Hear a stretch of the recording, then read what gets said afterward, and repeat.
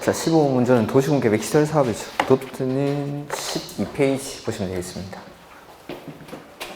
도시군 계획 시설 사업. 보면은, 아까 기반시설이 관리계획 결정을 통해서 도시군 계획 시설로 바뀌어야 설치를 할 수가 있죠. 그래서 도시군 계획 시설에서 관리계획 결정, 고시가 있고 나서 얼마 안에 단계별 집행계획을 수립하죠? 3개월. 3개월 안에 단계별 집행계획을 수립해야 됩니다. 다른 법률에서 관리계획 결정을 의지하고 있는 경우에는 2년 안에 수립할 수가 있다라는 거, 예외적으로. 그 다음에 이 단계별 집행계획은 1단계, 2단계 이렇게 구분해서 만들죠. 1단계는 3년 안에, 2단계는 3년 이후에 시행하는 사업으로서 이 단계별 집행계획 안에 포함되어야 되는 게 재원 조달 계획이나 보상에 관한 계획, 돈 관련된 내용이 포함이 돼야 되죠. 그 다음, 단계별 집행계획을 수립하고 나면 시행자를 정합니다. 도시군 계획 시설 사업의 시행자, 원칙 누구라고 했죠? 입안권자, 즉 행정청. 그래서 관리계획 입안권자가 원칙 누구죠? 특광시군. 그래서 특광시군이 원칙적인 사업의 시행자가 됩니다. 그러니까 아까 매수청구권에서도 원칙 매수 청구를 하는 사람이 특광시군. 이 사람이 시행자인데 이 사람이 사업 안 하고 있으니까 사조라고 하는 거죠. 근데 특광시군 말고 다른 시행자가 있을 수도 있는데 그럴 때는 다른 시행자한테. 그러니까 원칙 예외 나눠놓긴 했지만 둘 다 시행자한테 매수 청구를 하는 겁니다. 그래서 원칙은 특광시군이 도시군 계획시설 사업의 시행자가 된다는 거. 근데 만약에 도시군 계획시설 사업을 시행하는 지역이 둘 이상의 관할 구역에 걸쳐 있을 때 얘는 어떻게 할까요? 협의. 근데 협의가 이루어지지 않을 때 얘는 관할이 같으면 도지사, 관할이 다르면 국장이 시행할 자를 지정해 줍니다. 그 다음에 국장이나 도지사가 직접 사업을 할 수도 있습니까? 국가기가 관련됐을 때는 국장이, 광역도시기가 관련됐을 때는 도지사가 직접 사업을 할 수가 있다. 여기까지가 행정청의 시행자. 근데 예외적으로 비행정청도 사업의 시행자가 될 수가 있고, 이런 사람들은 그냥은 안 되고 행정청으로부터 지정을 받아야 되죠. 그리고 비행정청 중에서 민간은 지정을 받기 위해서 동의를 받아야 되죠. 그 동의 요건이 면적 3분의 2 이상을 소유하고 소유자 총수 2분의 1 이상의 동의를 받아야 시행자로 지정될 수 있다라는 거. 그 다음, 단계별 집행계획 이거 누가 만들죠? 시행자가 원칙? 그래서 특광시군이 단계별 집행계획을 수립합니다. 근데 국장이나 도지사가 관리계획을 직접 입안했을 때는 직접 단계별 집행계획을 수립할 수 있다라는 거. 그래서 한마디로 입안권자. 그 다음에 도시군 계획시설에 대한 관리계획 결정, 고시가 있고 나서 2년 내에 사업이 시행되지 않은 경우 중 첫 번째, 단계별 집행계획이 아예 수립이 안 돼 있거나, 두 번째는 1단계 집행계획에 포함이 되어 있지 않을 때, 얘는 요 토지 놀립니까? 활용을 합니까? 어떻게 하죠? 그게 가설건축물, 공작물, 개축이나 재축. 요거는 좀 있으면은 도시군 계획시설 사업을 해야 되니까 그때까지만 철거와 용이한 걸 지어서 활용을 하겠다라는 거죠. 그 다음, 시행자가 지정되고 나면 이 시행자가 만드는 계획이 실시계획. 실시계획을 작성을 해서 요거 인가받고 고시를 합니다. 실시계획 인가는 누가 하죠? 시, 도, 대도시. 그러니까 자, 입안권자가 만든 계획이니까 인가는 위에서 결정권자가 해준다라고 생각하시면 되겠죠. 근데 국장이 지정한 시행자는 국장에게 인가를 받습니다. 그 다음에 인가받은 대로 이제 사업을 실시를 하는데, 이 도시군 계획 시설 사업의 시행자는 공익사업을 하는 사람이기 때문에 몇 가지 혜택을 주는 거죠. 그래서 첫 번째, 타인의 토지를 수용할 수 있고, 두 번째는 일시 사용하거나 장애물을 변경 제거할 수 있고, 그 다음에 관계서류를 무상으로 열람할 수 있고, 공시송달할 수 있고, 사업을 분할해서 시행할 수 있죠. 그리고 분할해서 사업을 시행할 때에는 요거 실시계획도 분할된 지역별로 따로 작성할 수 있습니다. 그 다음에 국공유지의 경우에는 관리계획으로 정하지 목적 외의 목적으로는 처분할 수 없다. 이런 혜택을 누리면서 사업을 해서 공사가 완료되고 나면은 마지막에 준공검사를 받습니다. 이 준공검사는 시, 도, 대도시. 국장이 준공검사를 하는 경우는 없습니다. 이렇게. 자, 그래서 보면은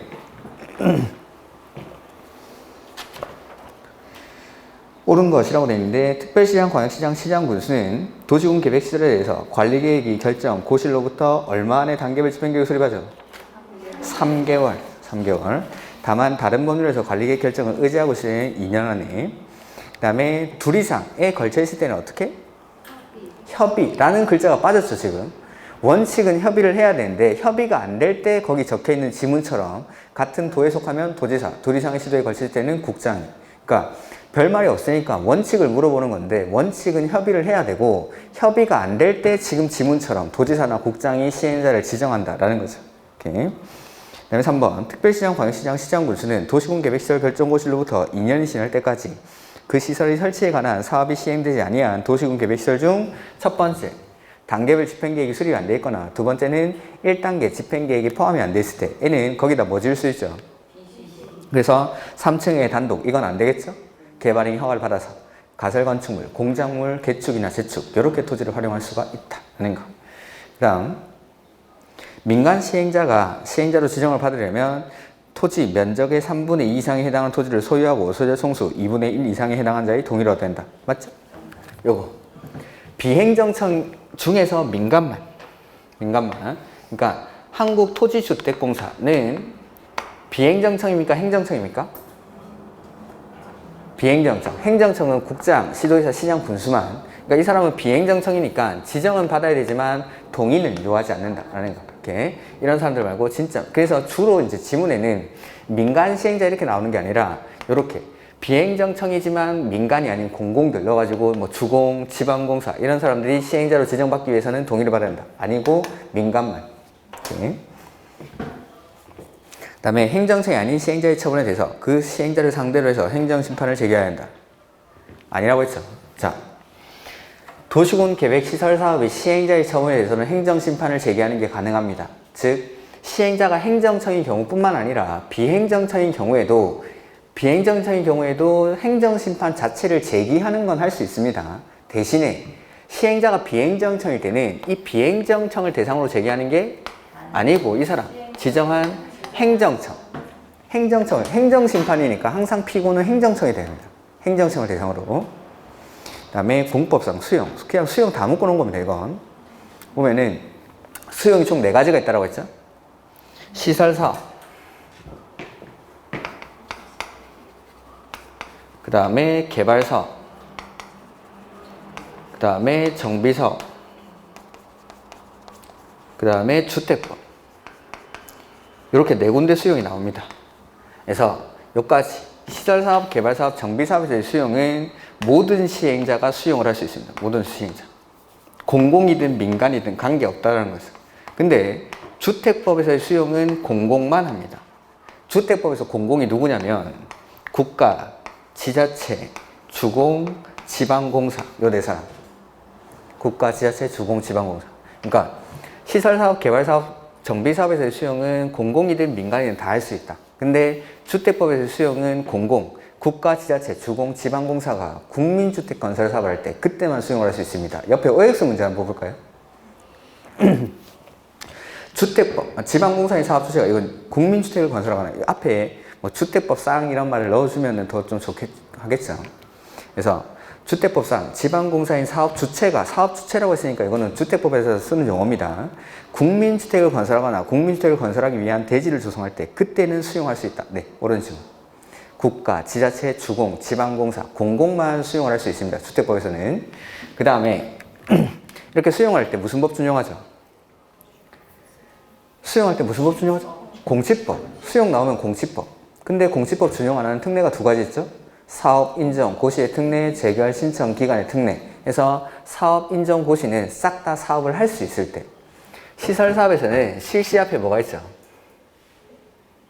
실시 앞에 지금 뭐 있죠, 여기? 실시계획 인가 고시가 있는데 이때. 그 다음에 정비 사업에서는 실시계획 대신에 뭐 만들죠?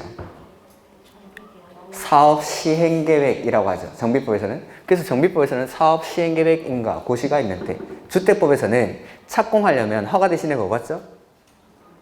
사업 계획 승인. 그래서 주택법에서는 사업 계획 승인인데. 그러니까 사업의 절차들에서 시설사업, 뭐 개발사업, 정비사업, 그 다음에 주택법에서 사업의 절차에서 실시 내지는 착공, 요 앞에 있는 거. 요 앞에 있는 거에서 사업 인정 고시가 있는 걸로 봐줍니다. 그러니까 실시 앞에 실시계획 고시가 있는데 정비법에서는 사업시행계획 인가 고시가 있는데 주택법에서는 사업계획 승인이 있는데 이때를 사업인정고시가 있는 것으로 본다. 근데 개발법은 좀 특이하죠.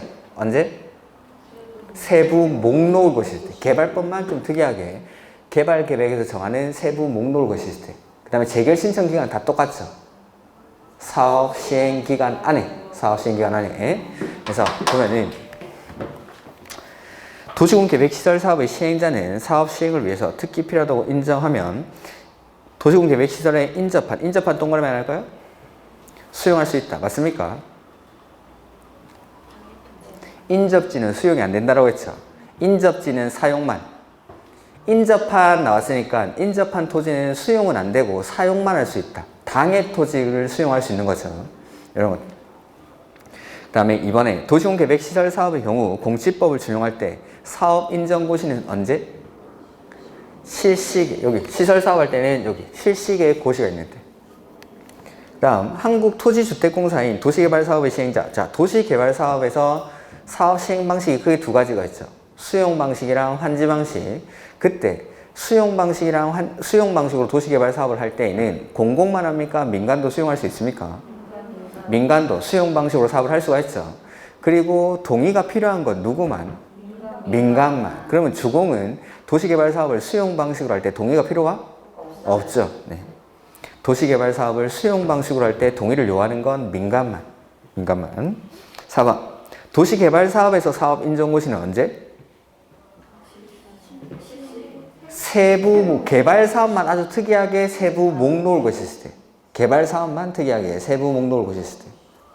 그리고 5번에 재결 신청 기간은 싹 다 얼마? 사업 시행 기간 내. 재결 신청 기간은 모두 똑같이. 오케이. 그다음 토지의 출입. 마찬가지 노트에 있는 12페이지 거기 표에 나와 있죠. 자, 보면은 타인의 토지에 출입하려고 할 때에는 며칠 전까지? 7일 전까지. 그 다음에 사용할 때는? 사용할 때에는 3일 전까지. 출입할 때는 7일 전, 사용할 때는 3일 전까지 소유자, 점유자, 관리인에게 알려야 되죠. 그 다음 출입할 때는 원칙 뭐 받아야 되죠? 허가. 근데 행정청은 그냥 가면 됩니다. 근데 일시 사용하거나 장애물을 변경 제거할 때에는 원칙은 행정청이든 비행정청이든 동의를 받습니다. 근데 동의를 받을 수 없을 때 예외적으로 행정청은 통지하고 비행정청은 허가받고 타인의 토지를 일시 사용할 수 있다. 깜깜할 때는 누구한테 승낙받아야 되죠? 점유자. 그 다음에 출입하는 행위로 손실이 발생하면 손실보상은 시킨 사람이 합니까? 행위자가 합니까? 그래서 그 행위자가 속한 행정청이나 사업의 시행자가 보상하는 거지 행위자가 직접 보상하는 게 아니다 라고 했죠. 볼까요?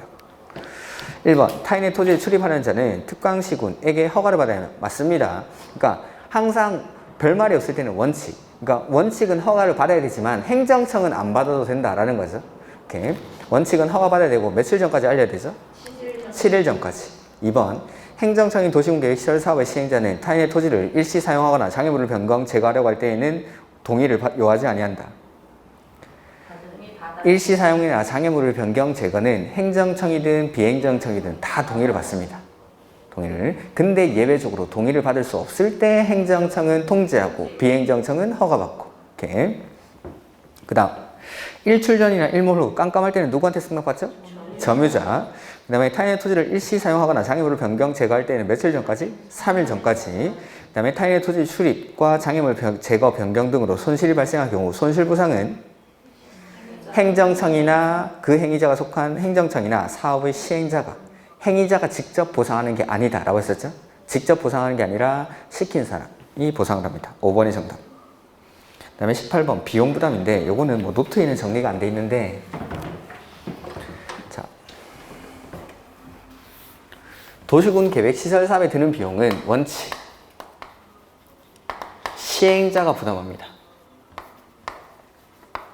도시군 계획 시설 사업에 드는 비용은 그러니까 국가가 할 때는 국가 예산에서 지자체가 할 때는 지자체가 행정청이 아닌 자가 할 때는 그 자가 부담하는 게 원칙. 근데 예외적으로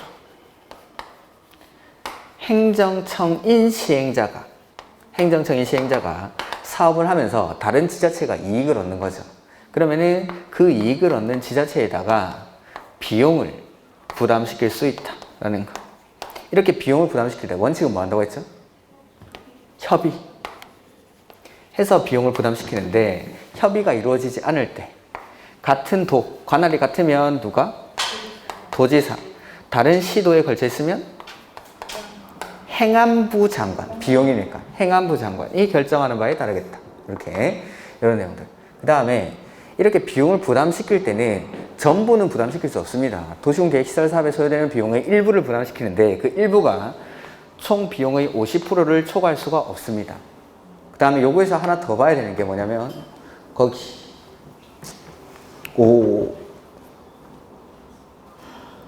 2번 지문 볼까요? 18번의 2번 지문 먼저. 지자체에게 비용을 부담하게 하는 경우 부담하는 비용의 총액은 당해 도시공계획시설 사업에 소요되는 비용의 50%를 넘지 못한다 라고 되어 있죠? 이 경우 조사, 측량, 설계비, 관리비는 뺍니다. 이거 빼고 제외하고. 이건 프린트로 제가 나름 드렸습니다. 그 다음에 기초사나 거기 밑에 3번에 기초사나 지형도면 작성에 소요되는 비용은 얼마까지? 80%. 그 다음 이 도시군 계획 시설 사업에 드는 비용은 행정청이 시행자일 때는 50%까지. 그 다음에 비행정청일 때는 3분의 1까지 국가가 보조 융자할 수 있습니다. 이렇게. 그래서 3번 틀렸고 4번 행정청인 시행자한테는 얼마까지 보조할 수 있죠? 50%. 비행정청일 때는 3분의 1까지. 이렇게. 그 다음에 1번 한번 볼까요? 1번. 국장이나 시도지사는 그가 시행한 도시공계획 시설 사업으로 국장이나 시도지사는 행정청이죠. 그러니까 행정청이니까 다른 지자체에다가 비용을 부담시킬 수 있습니다. 현재 이익을 받는 시도, 시군이 있으면 그 도시공계획 시설 사업에 든 비용의 일부를 이익을 받는 시도, 시군에 부담시킬 수 있다. 이 경우 국장은 협의를 누구랑 할까요? 행안부 장관. 행안부 장관. 협의는 항상 나랑 동급이라. 근데 기재부 장관이 아니라 행안부 장관이라. 그 다음에 2번, 3번, 4번을 했고 5번. 도시군 계획 시설 사업에 관한 비용은 행정청이 아닌 자가 할 때에는 그자가. 아까 원칙은 여기 시행자가 부담한다고 했죠. 그러니까 도시군 계획 시설 사업에 드는 비용은 국가가 할 때는 국가 예산에서, 지자체가 할 때는 지자체가, 행정청이 아닌 자가 할 때는 그자가 부담하는 게 원칙. 근데 행정청이 하면서 다른 지자체가 이익을 얻으면 그 지자체에다가 비용을 부담시킬 수 있다라는 겁니다. 원칙은 시행자가 부담을 해야 됨에도 불구하고. 이렇게. 그 다음에 19번. 요거는 그 12페이지 그 그림이죠. 장기 미집행 도시군 계획 시설에 대한 실시 계획의 시료인데 이거 빼려다가 깜빡했는데 많이 했죠. 요거 실시 계획이 시료되는 거. 그래프를 다시 그대로 옮겨보면은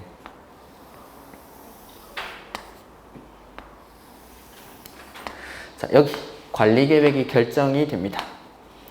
1호부터 10년이 경과하죠.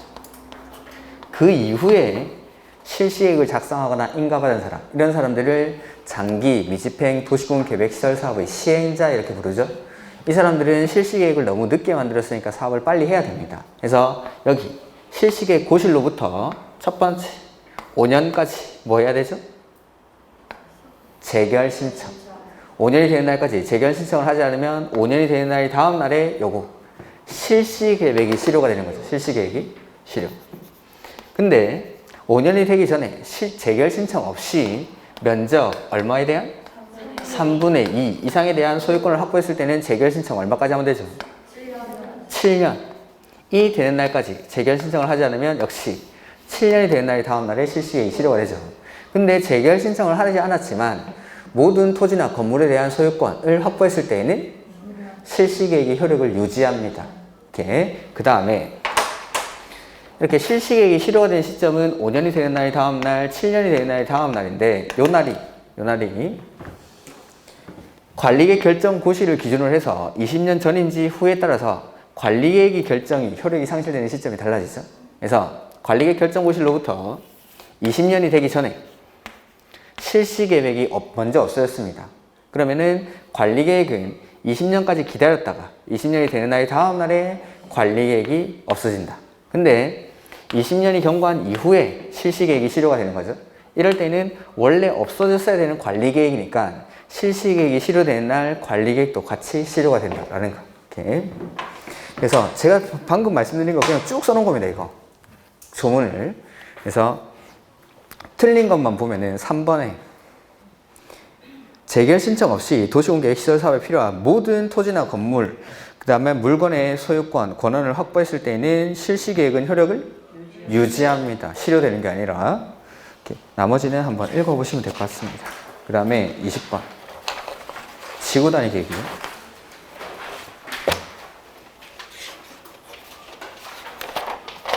지구단위 계획은 14페이지 13페이지 아니구나 14페이지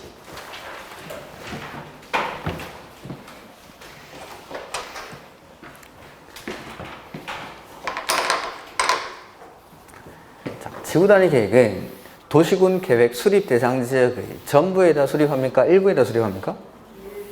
도시군 계획 수립 대상 지역이란 말이 나오면 일부가 나와야 되죠? 도시군 계획 수립 대상 지역은 지구 단위로 만드니까 일부. 그 다음에 토지 이용을 합리화하고 기능을 증진시키기 위해서 도시군 계획 수립 대상 지역의 일부에다가 먼저 지정을 합니다. 그리고 나서 지정된 이 지구 단위 계획구역에서의 행위 제한은 지구 단위 계획을 수립을 해서 정하게 되죠. 지정할 때도 관리계획으로, 계획 수립할 때도 관리계획으로 지정할 때 지구 단위 계획구역은 개발을 하는 곳을 지정합니까? 개발이 끝난 곳을 합니까? 즉, 그래서 도시개발구역, 정비구역, 택지개발지구, 대지조성사업지구, 산업단지와 준산업단지, 관광단지와 관광특구 등등등 이렇게 개발이 시작하는 곳을 전부에 지정해도 됩니까? 일부에 해도 됩니까? 그래서 도시군 계획 수립 대상 지역 그 뒤에는 일부만, 근데 특정한 지역, 지구, 단지 그게 나왔을 때는 그 뒤에는 전부가 나와도 되고 일부가 나와도 되고 원칙은 해야 됩니까? 할 수 있습니까? 할 수 있다. 원칙은 임의적이지만 꼭 지정을 해야 되는 곳이 있죠. 정, 대, 공, 시, 도 이렇게. 그 다음 비도시 지역도 지구단위 계획구역으로 지정할 수가? 그 세 군데가 첫 번째는 계획관리지역, 두 번째는 개발진흥지구, 세 번째는 기존의 용도지구를 폐지하고 그 용도지구에서 행위제한 등을 지구단위 계획으로 대체하기 위한 지역. 요 세 군데가 비도시 지역 중에 지정할 수 있는 곳. 그 다음 지정을 하고 나면 지구단위 계획 수립하죠. 지구단위 계획에 꼭 들어가야 되는 게 해서 기반시설의 배치와 규모, 그 다음에 건축물의 용도 제한, 건폐율, 용적률, 건축물 높이의 최고한도, 최저한도 요거는 꼭 들어가야 되는 거. 나머지 내용도 기억을 하셔야 됩니다. 그 다음에 지구단위 계획구역이 지정이 되면 행위 제한을 완화해 주는 게 있죠. 그래서 국배법에서 건축 제한, 건폐율, 용적률, 건축법에서 대지와 도로와의 관계, 대지안의 조경, 높이 제한, 1조 등의 확보를 위한 높이 제한, 공개 공지, 그 다음에 부설 주차장 설치 기준. 건폐율은 얼마까지 완화해 주죠?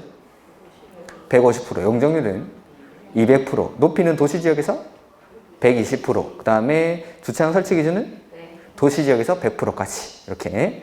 그 다음에 지정하고 나서 계획 얼마 안에 만들어야 되죠? 3년. 지구단위, 제발 지구단위. 3년 안에 계획을 만들어야 되고, 안 하면 3년이 된 날의 다음 날에 지정에 관한 관리계획 결정 효력은 상실되죠. 계획 만들고 나서 사업의 착수는 5년 안에 안 하면 계획에 관한 관리계획 결정 효력이 상실된다. 단 요거는 주민이 입안 제한한 것에 한해서만. 이렇게. 그 다음에 지구단위 계획구역에서 건물을 건축하거나 공작물을 설치할 때 얘는 뭐에 맞게 하죠? 지구단위 계획에 맞게. 지구단위 계획구역에서는 행위 제한을 지구단위 계획으로 하니까 건물을 건축하거나 할 때 지구단위 계획에 맞게 건물을 건축해야 됩니다. 이렇게. 그래서 뭐 요런 것들. 문제 보자. 20번. 제가 하는 말이 도대체 무슨 말인지 모르겠다. 그러면 밑에 포인트에 있는 부분을 요약서든지 우리 요약서는 너무 요약이 돼 있어가지고 차라리 기본서를 보시는 게 좀 더 나을 수도 있습니다. 그런 것들로 그 해당 파트 전체를 좀 한번 쭉 읽어보십시오. 이렇게. 그래서 옳은 거 보면은 지구단위 계획이란 도시군 계획 수립 대상 지역의 일부 도시군 계획 수립 대상 지역 나오면 그 뒤에는 반드시 일부만. 이거 다시 한번 확인하시라고 또 넣어놨습니다. 이건.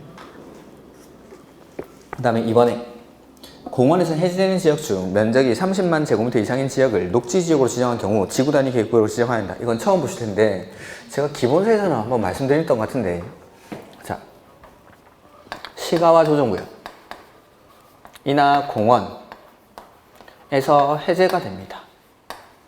중 면적이 얼마 이상일 때? 30만 제곱미터 이상인 지역은 해야 되죠. 자, 근데 단 기본세 보면 단서가 있을 겁니다. 이 지역을 녹지지역으로 존치 내지는 지정하거나 다른 법률에 따른 개발 계획을 수립하지 않았을 때, 그럴 때. 자, 무슨 말인지 보면은 지구 단위 계획구역은 개발하는 곳을 지정합니까? 개발 안 하는 곳을 지정합니까? 개발하는 곳. 그러면은 시가와 조정구역이나 공원에서 해제된다는 건 보통은 개발하기 위해서 해제를 하겠죠? 근데 이걸 해제를 하면서 녹지지역으로 존치, 원래 녹지지역이 있으면 그대로 놔두거나 아니면 이걸 해제하면서 녹지지역으로 지정하는 거죠. 아니면 다른 법률에 따른 해제를 하면서 개발 계획을 수립하지 않았다라는 건 이걸 통째로 한마디로 말하면 개발을 안 하겠다라는 취지입니다. 일단은 나중에 해보자. 뭐 일단은 보존하고 그대로 놔두고 나중에 뭐 하든지 말든지 이럴 때에는 지정을 안 해도 됩니다. 그러하지 아니하다라고 되어 있습니다. 요거는 아직 시험에 나온 적은 없는데 모의고사에서는 가끔 뭐 어디 나오는데 한번 받으시고 저 두 군데입니다. 시가와 조정구역이나 공원에서 해제되는 지역 그런데 그러니까 개발을 안 하겠다라는 취지로 해제를 했으니까 여기서는 뭐 굳이 지정할 필요가 없다라는 거. 오케이? 이런 것들.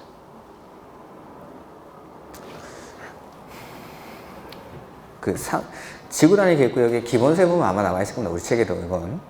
3번. 정비구역으로 지정고시된 날부터 10년이 경과한 지역은 지구 단위 계획구역으로 지정하여야 한다. 지정고시가 아니라 사업이 끝난 후 10년. 사업이 끝난 후 10년.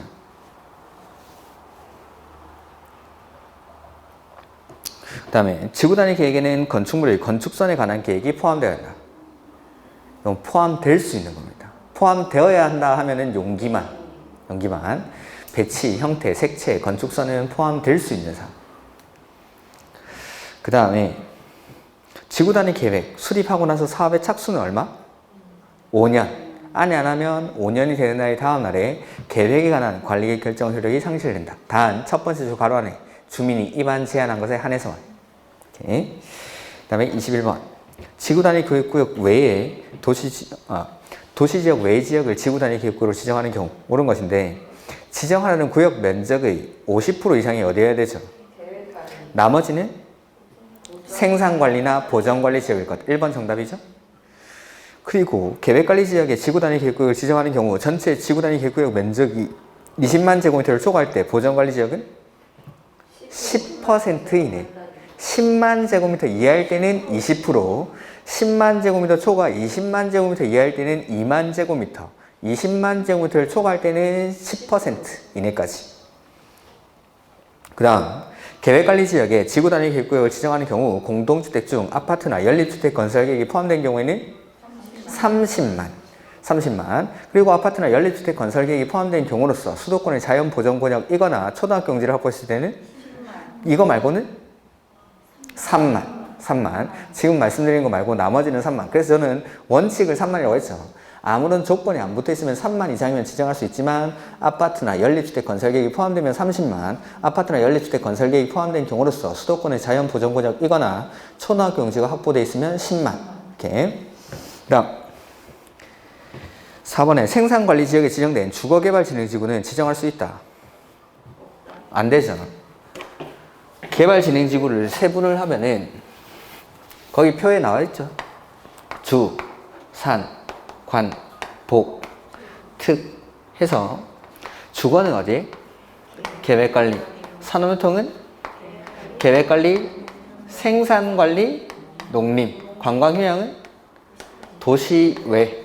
복합은 주거기능이 포함되어 있으면 주거 따라서, 주거기능이 빠져 있으면 산업유통, 계획관리. 요렇게. 그러니까 지금 주거니까 계획관리. 그리고 하나 말씀드렸던 게 계획관리 지역에 지정된 땡땡 개발진흥지구는 지구단위 계획구역으로 지정할 수 있다. 맞습니까? 무조건 맞다라고 했죠. 계획관리 지역은 다 있으니까. 이렇게. 그래서 계획관리 지역에 지정된 무슨 개발진흥지구는 무조건 지정할 수 있다. 근데 요거 좀 따로 기억해야 되는 게 산업유통, 계획관리, 생산관리, 농림 이런데. 그래서 문장이 이렇게 나오는 겁니다. 무슨 지역에 지정된 무슨 개발진흥지구는 지구단위 계획구역으로 지정할 수 있다. 이렇게. 그 다음에 5번에 지정된 용도지구를 폐지하고 그 용도지구에서의 행위 제한 등을 지구 단위 계획으로 대체하려는 지역은 지구 단위 계획구로 지정할 수가 있죠. 그렇죠? 그 다음에 지구 단위 계획구역에서 행위 제한 완화하여 적용할 수 있다. 이에 해당하지 않는 것.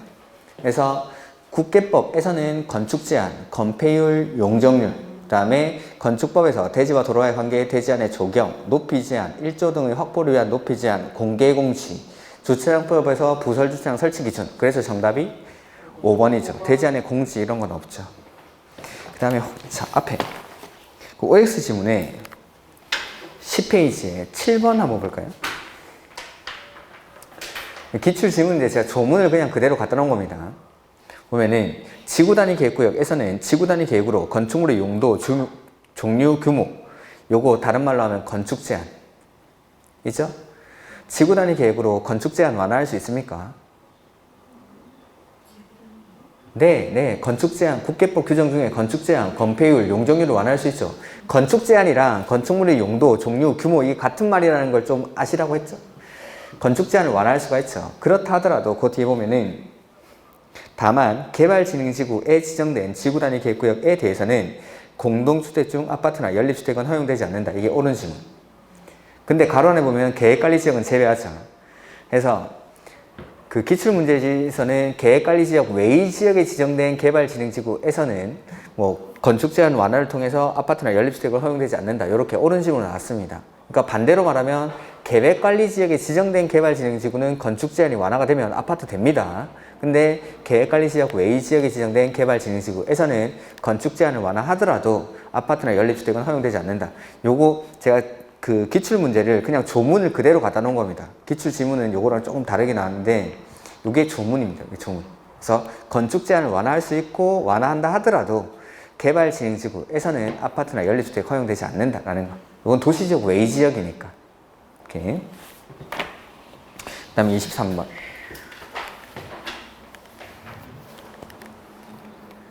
뭐 개발행위 허가에서 제일 처음에 나오는 게 이제 허가 받아야 되는 거, 허가 안 받고 할 수 있는 거 이런 거 구분하는 문제겠죠. 그래서 첫 번째 비닐하우스 안에 그 농림어업용 비닐하우스는 허가 받을까요? 받지 않을까요? 안 받겠죠. 생활 관련 행위니까. 근데 여기서 제외되는 게 육상, 어류, 양식장은 제외한다라고 했죠. 그 다음에 건축법에 따라 신고하고 설치할 수 있는 건축물의 신축은 안 됩니다. 요거는 기본서에 보시면 나올 겁니다. 건축법에 따라 신고하고 설치할 수 있는 건축물의 증축, 개축, 재축은 됩니다. 더 정확하게 하면은 도시, 군, 계획, 시설, 사업이 시행되고 있지 아니한 도시, 군, 계획, 시설, 부지에서. 그러니까 도시군 계획 시설 사업을 하기 위해서 관리계획으로 결정을 했죠. 근데 바로 사업하는 거 아니죠. 일정 기간이 있겠죠. 거기서 아직 사업 안 하고 있는 도시군 계획 시설 부지에서 신고 대상 건축물을 신축하는 건 안 됩니다. 신축하는 건 안 되고 증축, 개축, 재축. 어쨌든 뭐 신축은 안 되니까 이건 무조건 틀린 거고. 이 도시군 계획 시설 사업이 시행되고 있지 아니한 도시군 계획 시설 부지에서 신고 대상 건축물을 개축, 증축, 재축하는 거. 이런 것들은 신고 안 하고 할 수 있습니다. 오케이. 개발행위 허가를 받지 않고. 그 다음에 이건 어디 있을 거냐면 기본서에 보시면은 허용되는 행위가 나오겠죠. 허용되는 행위의 1번에는 무조건 응급조치가 나옵니다. 그 다음에 그 바로 밑에 이게 있을 겁니다. 이 질문이. 네, 응급조치 바로 밑에 여기 있습니다. 기본서에 찾아보시면. 그 다음에 3번 건축물이 없는 소지를 분할 제한 면적보다 작게 분할할 때 허가받습니까? 크게 분할할 때 허가받습니까? 그러니까 미만으로 분할할 때는 허가를 받아야겠죠. 미만으로 분할할 때. 그 다음에 도시군 계획 시설 사업에 도시군 계획 사업에서 일정 규모 이상의 건물을 건축할 때는 허가를 안 받죠. 허가 받아야 되는 행위라도 도시군 계획 사업으로 할 때에는 허가를 요하지 않죠. 일정 규모 이상이든 이하든 뭐 그런 거 상관없습니다. 뭘 짓든지 간에. 도시군 계획 사업으로 할 때에는 허가를 요하지 않는다. 이렇게 뭐든지 간에 도시군 계획 사업을 하면 허가를 요하지 않는다. 그 다음에 조성이 완료된 기존 대지에 건축물이나 그 밖에 공작물을 설치하기 위해서 절토나 성토하는 경우 제외되죠. 자, 조성이 완료된 기존 대지에서 형질 변경하는 건 경미한 행위라서 허가 안 받을 수 있습니다. 근데 그러니까 깎고 쌓고 포장하고 하고 나서 건물 짓다 보니까 조금 안 맞아가지고 형질 변경하는 거, 그런 것들은 경미한 행위인 거죠. 근데 거기서 제외되는 게 절토나 성토는 제외됩니다. 깎고 쌓고 하는 것까지 경미한 것으로 보진 않겠다라는 겁니다. 그래서 허가 받아야 되는 행위, 허가 안 받고 할 수 있는 행위, 이런 것들은 기본서를 보시라고. 기본서에 쭉 나올 거니까 그걸 천천히 이유들을 생각하시면서 왜 허가를 받고 왜 허가를 안 받는지, 뭐 특히나 허가 안 받는 것들, 뭐 경미한 거, 공적인 거, 생업 관련인 거, 제가 이유들을 다 말씀드렸으니까 그 이유를 생각하시면서 천천히 한번 읽어보시면은 별로 틀릴 일은 없습니다. 이런 것들은. 그 다음에 24번 이런 것들은 도시개발구역이나 정비구역에서의 개발행위인데, 우리 노트는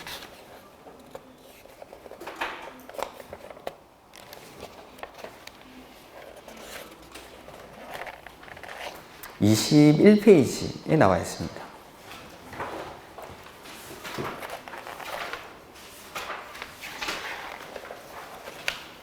그 다음에 하나 더 있는 건 30페이지에 나와 있고, 21페이지랑 30페이지.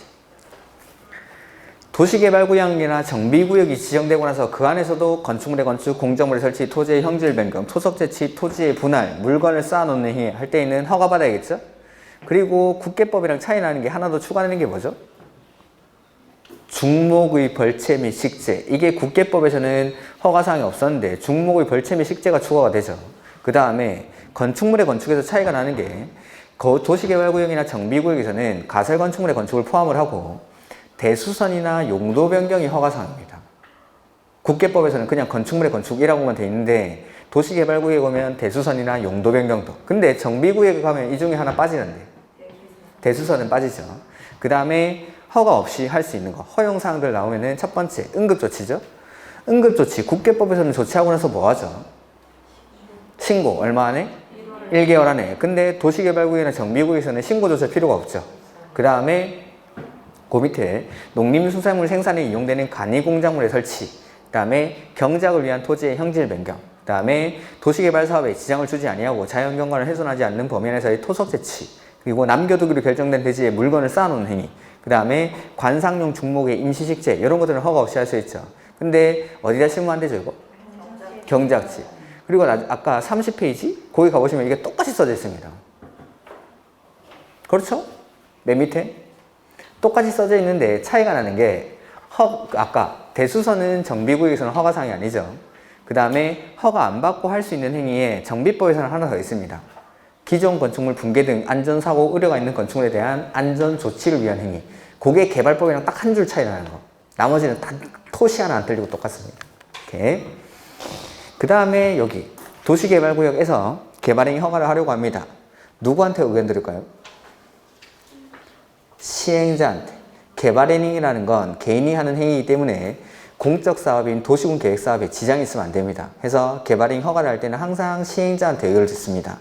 그리고 아까 했는데 도시개발구역이나 정비구역 지정 당시에 사업에 착수하는 사람, 그거 계속하려면 어떻게 하죠? 30일 내에 신고하고 계속할 수 있다 라는 거. 이렇게 이런 내용들. 자, 볼까요?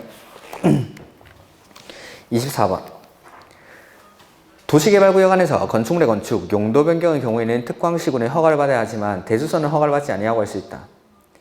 도시개발구역은 대수선도 허가사항입니다. 대수선도. 정비구역은 대수선이 허가사항이 아닌 거죠. 그 다음에 도시개발구역 안에서 재해복구나 재난수습을 위한 응급조치 허가받지 않고 할 수 있다. 맞죠? 다만 신고는 안 하죠. 도시개발구역이나 정비구역에서는 신고가 필요가 없죠. 그 다음에 허가를 받아야 하는 행위로서 도시개발구역 지정고시 당시 이미 착수한 사람, 그거 계속하려면 30일 내에 신고하고 그 다음에 특광시군이 개발행위 허가할 때 누구한테 의견 듣죠? 시행자한테. 그러니까 개인이 하는 행위는 도시군 계획 사업에 지장이 있으면 안 됩니다. 해서 항상 시행자한테 의견을 듣는다. 그 다음에 관상용 중목의 임시식재는 허가를 받지 않지만 어디에서 할 때는? 경작지에서의 임시식재는 제외하죠. 그 다음 개발행위 허가의 절차인데 요거는 노트는 15페이지. 거기 절차 바로 보시면 되겠죠.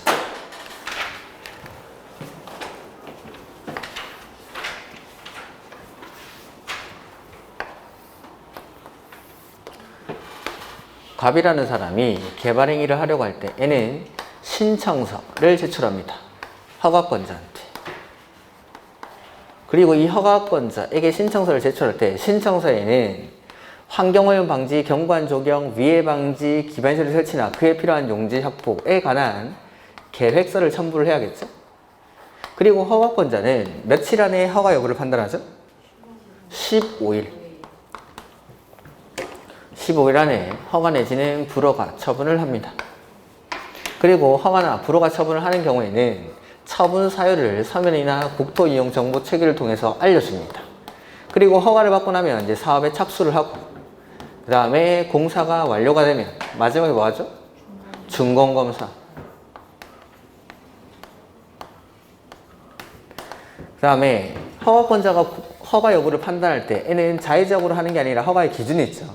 첫 번째, 규모에 적합할 것. 그 규모가 주, 상, 자, 생 1만 미만. 자연환경 보전지역 보전 녹지는 5천 미만. 공업관리 농림은 3만 미만일 때 허가를 받을 수가 있다라는 것. 그 다음에 두 번째는 관리계획이나 성장 관리계획에 어긋나지 아니할 것. 그 다음에 도시군 계획 사업에 지장이 없을 것. 그래서 누구한테 물어보죠? 시행자한테. 그러니까 항상 개발행위를 할 때에는 시행자한테 물어보고 허가를 한다라고 생각하시면 되겠죠. 그 다음에 네 번째는 주변의 환경이나 경관과 조화를 이루어야 되고, 다섯 번째는 기반시설의 설치나 그에 필요한 용지 확보 계획이 적절할 것.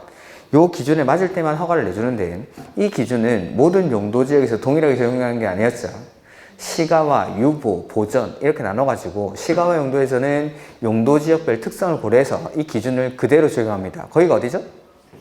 주거지역, 상업지역, 공업지역. 그 다음 유보 용도는 앞으로 개발을 할 수도 있고 안 할 수도 있죠. 그래서 기준을 어떻게 하죠? 강화하기도 하고 완화하기도 하고. 거기가 어디죠? 계획관리, 생산관리, 자연녹지. 그리고 나머지는 보전용도. 보전용도는 기준을 어떻게 하죠? 강화, 보전이 목적이니까. 이런 것들. 그 다음에 기준에 맞으면 허가를 내어주는데, 허가를 내어줄 때 조건을 붙여서 허가를 할 수가 있죠. 환, 경, 위, 기 등에 관한 조치를 할 것을 조건으로 허가할 수 있고, 조건 붙일 때는 누구한테 물어보죠? 신청한 사람. 그 다음 조건이라는 건 미래 이행 여부가 불확실하니까 돈 받아놓죠. 그게 이행 보증금. 이행 보증금은 총 공사비의 20%. 원칙은 현금으로 납입하는데 보증서로 가름할 수 있고, 믿을 수 있는 공공은 예치하지 않죠. 그 다음에 여기는 안 써져 있는데 굴, 비, 발, 차, 기 해서 이행 보증금 예치 사유라는 게 있습니다. 토지의 굴차, 비탈면의 조경, 비탈면의 조경, 그 다음에 토석의 발파, 그 다음에 차량의 통행, 그 다음에 기반시설의 설치. 여기서 뭐 굴비, 발차기 이렇게 했는데, 이런 사유가 있을 때 이행보증금을 예치하게 할 수 있다. 그 다음에 토지의 굴착, 비탈면의 조경, 토석의 발파, 차량의 통행, 기반시설의 설치 이런 사유입니다. 그 다음에 공사가 완료되면 준공사를 하는데, 준공사는 건축물의 건축, 공작물의 설치, 토지의 형질 변경, 토속 채취, 얘네는 준공사를 받지만 토지의 분할이나 물건을 쌓아놓는 행위는 준공사를 요하지? 요거 보면은 옳은 것이라고 되는데, 개발행위 허가를 받은 부지 면적, 건축물 연면적 5% 범위에서 축소하거나 확대하는 경우에는 변경 허가를 요하지 아니한다. 축소 이겁니다. 그래서 허가받은 사항을 변경할 때에는 허가받아야 되죠. 근데 경미한 사항을 변경할 때에는 통지합니다. 그게 기간은 단축하는 거, 면적은 축소하는 건데, 개발행위 허가에서는 5%. 그 다음에 이번에 관리계획 및 성장관리계획에 어긋나는 경우 허가를 할 수 없다. 네. 관리계획이나 성장관리 방안에 어긋나면 안 되니까, 어긋나면 허가를 내어줄 수가 없죠. 기준에 적합하지 않으니까. 세 번째, 개발행위를 하려는 자는 지자체인 경우 이행보증금을 예치하지 않죠. 공공은 예치할 필요가 없죠. 그 다음에 생산 녹지 지역에서는 도시계획위원회 심의를 통해서 개발행위 허가 기준을 강화 또는 완화에 적용할 수 있다. 자, 기준을 강화 또는 완화하는 곳은 어디였죠? 유보용도. 유보용도 세 군데가 계획관리, 생산관리, 자연녹지. 그러면 생산녹지는 보존용도겠죠. 여기서는 강화합니다. 그러니까 강화 또는 완화를 보고 여기가 유보용도라는 걸 떠올려야 되죠. 그 유보용도 세 군데는 계획관리, 생산관리, 자연녹지. 그 다음 5번에 개발행위 허가 대상인 토지가 둘 이상의 용도지역에 걸치는 경우에는 면적이 가장 큰 용도지역의 개발행위 규모에 관한 규정을 그냥 적용하면 안 되고, 자, 이런 거였죠. 여기서 개발행위 허가를 받으려고 하는데 이 토지가 주거지역이랑 농림지역에 걸쳐 있습니다. 그리고 주거지역에 속하는 부분이 9,000제곱미터, 농림지역에 속하는 부분이 20,000제곱미터라고 할 때 이때 허가를 받을 때 규모에 관한 기준을 적용하는 거죠. 이때는 첫 번째, 각각의 용도지역의 개발행위 규모에 적합해야 됩니다. 그러니까 주거지역에 속하는 부분은 1만 제곱미터 미만이어야 하고 농림지역에 속하는 부분은 3만 제곱미터 미만이어야 합니다. 이게 첫 번째 요건. 그 다음에 이 총면적을 따지죠. 총면적. 총면적이 개발행위 규모가 가장 큰 용도지역, 농림지역이죠. 이 규모를 초과해서는 아니 된다. 그러니까 농림지역의 3만을 초과해서도 안 된다. 총면적. 그러니까 간단하게 이렇게 끝나는 게 아니라 첫 번째는 각각의 용도지역의 개발행위 규모에 적합해야 되고 총면적 역시 개발행위 규모가 가장 큰 용도지역의 규모를 초과해서는 아니 된다라는 거.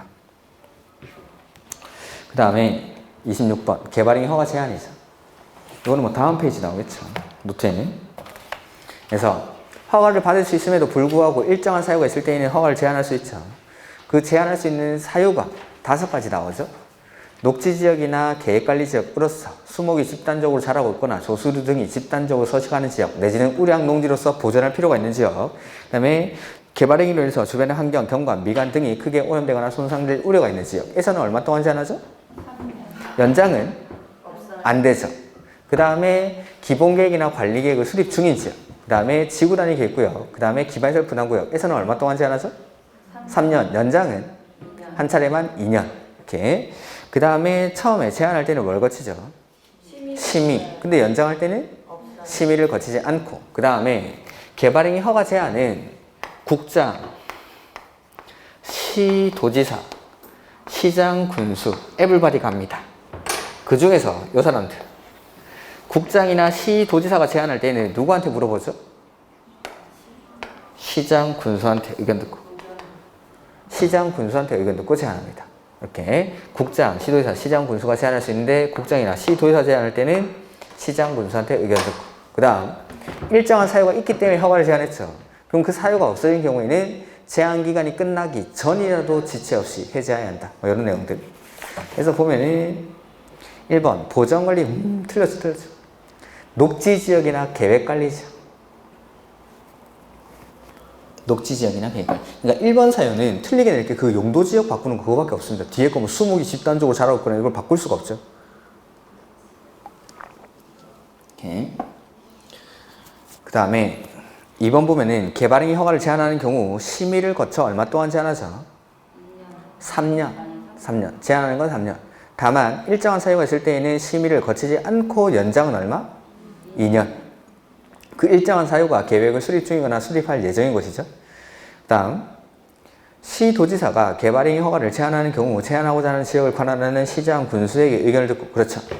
여기 시도지사만 써놨는데 국장이나 시도지사가 제한할 때는 시장, 군수한테 의견 듣고 제한을 합니다. 이렇게. 그리고 뭘 거쳐야 되죠? 심의. 그 다음에 4번에 개발행위를 제한할 사유가 없어진 경우에는 제한 기간이 끝나기 전이라도 지체 없이. 그 다음에 지구단위 계획구역으로 지정된 지역에서는 연장할 수 있습니까? 그럼 연장이 되는 지역에서는 최대로 제한하면 얼마 동안 제한하죠? 5년까지. 그래서 이거 맞죠. 그 다음에 기반시설 부담구역에 관한 내용인데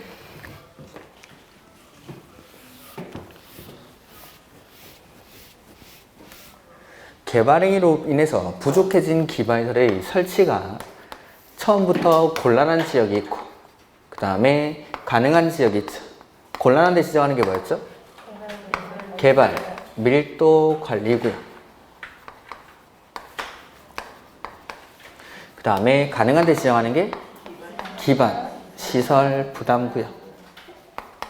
그래서 개발 밀도 관리 구역에서는 이미 개발 밀도가 엄청나게 높은 지역이기 때문에 이 높은 개발 밀도를 관리하기 위해서 행위자는 어떻게 하죠? 강화해서 건폐율이나 용적률을 강화할 수 있지만 대통령령에서는 용적률을 최대 50%까지 강화해서 적용하죠. 이거 누가 지정합니까? 특광시군이. 용도지역은 어디에다 지정하죠? 주거지역, 상업지역, 공업지역. 이미 개발 밀도가 높은 지역에다가 그 다음에 지정하는 기준은 국장이 정하죠. 그래서 도로, 수도, 하수도, 학교 이런 것들이 부족할 것이 예상이 되는데 숫자는 2년 아니면 20% 부족할 것이 예상되는 지역 중 설치가 곤란한 지역을 대상으로 그 다음에 지정할 때에는 심의 거쳐서 지정을 합니다. 그리고 뭐 고시를 해주는데 일단 심의 거친다라는 거. 그 다음에 기반시설 부담구역은 기반시설이 부족해지니까 이 부족해지는 기반시설을 개발행위 하는 사람에게 부담을 시키겠다라는 거. 그래서 기반시설 부담구역이 지정되고 나면 무슨 계획 만들죠? 기반시설 설치 계획. 얼마 안에 만들어야 되죠? 1년 안에. 안 하면 1년이 되는 날의 다음 날에 기반시설 부담구역 지정은 해제된 것으로 본다. 요거 누가 지정하죠? 특광시군이. 자, 여기는 어디에 지정하냐라는 건데 개발행위가 일어나는 곳입니까? 개발을 못하는 곳입니까? 개발이 일어나는 곳. 개발이 일어남으로 인해서 부족해지고 기반시설이 그 부족해진 기반시설을 개발행위 하는 사람에게 부과를 하겠다라는 거. 그러니까 개발행위가 일어나야 되는 곳이니까 행위 제한은 강화되는 곳일까요? 완화되는 곳일까요? 완화되는 곳에 지정을 해서 이 제도 자체는 이제 규제를 하는 제도지만 지정 대상 지역은 완화되는 지역, 해제되는 지역. 그 다음에 개발행위 허가 건수나 인구 증가율이 숫자는 20% 높거나 증가하는 지역에다가 지정을 하여야 한다. 이렇게. 그 다음에 기준은 누가 정하죠? 그래서 자, 기반시설 부담구역은 기반시설이 적절하게 배치될 수 있는 규모로 최소 면적은 10만 제곱미터 이상이어야 합니다. 그리고 소규모 개발행위가 연접해서 시행될 것으로 예상되는 지역의 경우에는 하나의 단위구역으로 묶어서 지정할 수 있고 경계선이 분명하게 구분되도록 해야 한다. 뭐 이런 것들. 그 다음에 뭐 기반시설 부담구역 안에 설치가 필요한 기반시설들이라는 게 있었는데 도로, 공원, 녹지, 학교, 수도, 하수도, 폐기물 처리 및 재활용시설 이런 것들이 설치가 필요한 기반시설입니다. 근데 학교 중에 뭐는 아니었죠? 대학교는 아니다. 뭐 이런 것들. 그 다음에 절차는 심의 거쳐서 지정하는 건 똑같은데 그 전에 뭐 하죠? 이거는 주민한테 의견 듣고 이렇게 뭐 이런 내용들 가지고 문제 한번 풀어보자. 1번에 해당 지역의 전년도 인구 증가율이 그 지역이 속하는 특광시군의 인구 증가율보다 얼마? 20% 이상 높은 지역은 기반시설 부담구역으로 지정하여야 한다. 네, 그렇습니다. 그 다음에 기반시설 부담구역 지정하고 나서 계획은 얼마 안에? 1년 안에. 1년 안에. 그 다음에 국가계획과 관련해서 기반시설 부담구역을 지정할 일은 절대로 없습니다. 그냥 특광시군이 지정합니다. 특광시군. 그 다음에 특별시장, 광역시장, 시장군수는 납부무자가 국가지자체로부터 허가받은 날로부터 얼마 안에 비용을 부과하죠. 부과하는 건 2개월 안에 부과를 합니다. 2개월 안에. 그러니까 자 여기 기반시설 부담구역 안에 모든 개발행위에다가 다 기반시설 설치 비용을 부과하는 거 아니었죠? 뭐만? 200제곱미터를 초과하는 건축물의 신축, 증축에 대해서 비용을 부과합니다. 요거. 그리고 이거에 대해서 비용을 부과하는 시기는 허가받은 날로부터 2개월 내에 비용을 부과하고 납부하는 시기는 사용 승인 신청일까지 사용 승인 신청일까지 납부를 해야 됩니다. 이렇게 이런 것들. 그 다음에 저거 뭐 원칙은 현금으로 납부하는 게 원칙이지만 물납할 수 있고 그 다음에 연기를 신청할 수도 있고 분할 납부도 할 수 있습니다. 그 다음에 기반시설 부담구역은 최소 규모가 10만 제곱미터. 그 다음에 여기 문제는 안 나와 있는데 거기 우리 노트에 보면은 17페이지 성장관리계획 한번 보죠. 성장관리계획. 성장관리계획은 성장관리계획 구역의 난개발을 방지하기 위해서 수립하는 게 성장관리계획입니다. 그래서 성장관리계획구역의 지정 대상 지역은 그 밑에 1번부터 5번까지 나와 있죠? 외울 필요 없지만 읽어는 보시는 정도. 달달 외울 필요는 없습니다. 대신에 용도지역은 어디에다가? 녹관농장. 그 위에 지정 대상 지역 옆에 녹관농장. 그래서 성장관리계획구역으로 지정될 수 없는 곳이 주상공이라고 했죠? 주거지역, 상업지역, 공업지역과 같이 성장이 끝난 곳은 지정 대상 지역이 아닙니다. 앞으로 성장 가능성이 높은 지역, 개발 가능성이 높은 지역인 녹지, 관리, 농림, 자연환경 보전지역 중에 1번부터 5번까지 그런 지역을 지정을 할 수 있다라는 거. 누가 지정하죠? 특광시군이. 지정하는 절차는 그 밑에 나와있죠? 주민한테 의견 듣고, 의회한테 의견 듣고, 협의하고, 심의하고. 주민한테 의견 듣는 건 14일, 의회는 60일, 협의 요청을 받은 환경행정기관장은 30일 안에 답변을 줍니다. 뭐 이런 것들을. 그 다음에 그 밑에 참고표 나오는데 성장관리계획구역에서 개발행위 또는 건축물의 용도 변경할 때 뭐에 맞게 하죠? 성장관리계획에 맞게. 그 다음 이렇게 성장관리계획을 수립하고 나면 성장관리계획구역을 지정하고 나면 성장관리계획을 수립합니다. 이거 뭐랑 비슷하다고 했죠? 그래서 1번에 기반시설의 배치와 규모, 그 다음에 두 번째는 건축물의 용도 제한, 건폐율, 용적률, 그 다음에 세 번째가 건축물의 배치, 형태, 색채, 높이, 그 다음에 환경관리계획, 경관계획 이런 것들. 지구단위 계획이랑 내용이 거의 유사하죠. 그 다음에 건폐율이나 용적률을 완화 적용하는데 건폐율은 계획관리지역에서는 얼마? 50%까지. 그 다음에 생산관리, 농림, 그 다음에 뒤에 대통령령으로 정하는 요거 녹지지역 말씀드렸죠? 자연녹지, 생산녹지까지. 요거 대통령령으로 정하는 녹지지역이 얼마 전에 만들어졌습니다. 8월 달쯤에. 자연녹지랑 생산녹지입니다. 자연녹지랑 생산녹지. 요거는 건폐율을 30%까지. 그 다음에 용적률은 어디서만? 계획관리지역에서만 얼마까지? 125%. 이렇게. 그 다음에 성장관리계획을 수립하는 절차도 아까 지정하는 절차랑 똑같습니다. 주민한테 의견 듣고, 의회한테 의견 듣고, 협의하고, 심의하고. 이렇게. 그 다음에 재검토 얼마마다 하죠? 5년마다. 5년마다. 이런 내용들. 그래서 여기까지. 그 다음에 개발법부터는 조금 쉬었다가 보도록 하죠.